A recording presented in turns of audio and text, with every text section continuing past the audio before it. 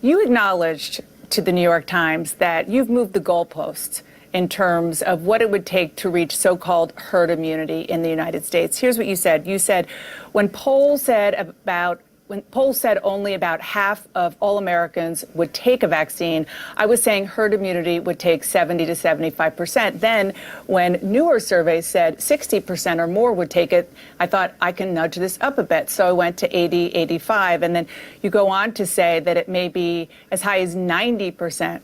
So my question is, why weren't you straight with the American people about this to begin with?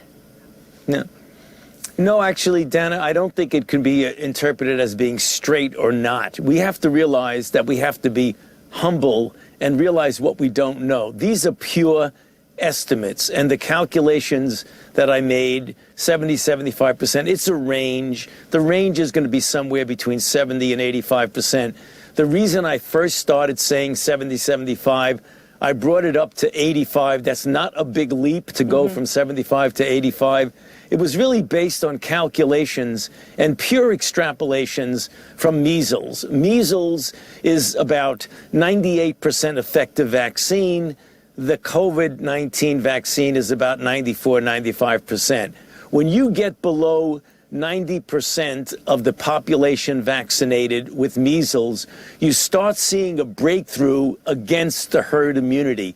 People starting to get infected like we saw in the upper New York State and in New York City with the Orthodox Jewish group when we had measles outbreak.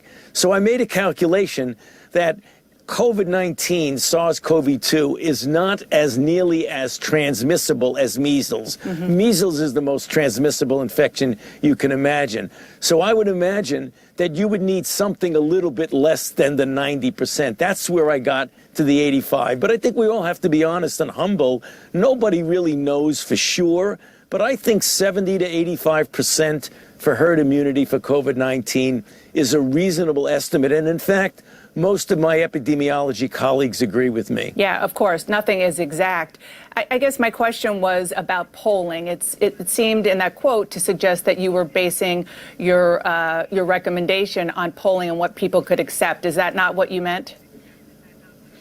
No, I mean, it's a bit of that. I want to encourage the people of the United States and globally to get vaccinated, because as many as we possibly get vaccinated will get closer to herd immunity. So the bottom line is it's a guesstimate. I gave a range, and I use any discussion like we're having now, Dana, to encourage people to get to that goal of 70 to 85% of the people vaccinated. That's where we really want to be.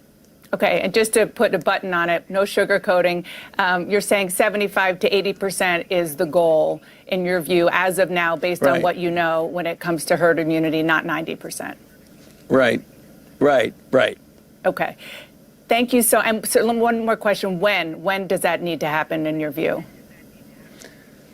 Well, if you look at the logistics of it, Dana, right now we're going through the priority groups. We started with health, frontline health people who are on the front line taking care of patients. Then you get to people who are in a difficult situation, namely people who have underlying conditions, essential people in society, and then you go down the line. Once you get there, what I call open season, namely when anybody who's anybody, you don't have to be a priority person, should get vaccinated. I think we're going to get there probably end of March, beginning of April. So if we start vaccinating the general population in April, from a pure logistics standpoint, it's probably going to take several months to get those people vaccinated that would get us to the 70 to 85% group. I think that's going to probably be by the middle to the end of the summer, so that I hope that by the time we get to the fall, we will reach that critical percentage of people that we can really start thinking about a return to some form of normality.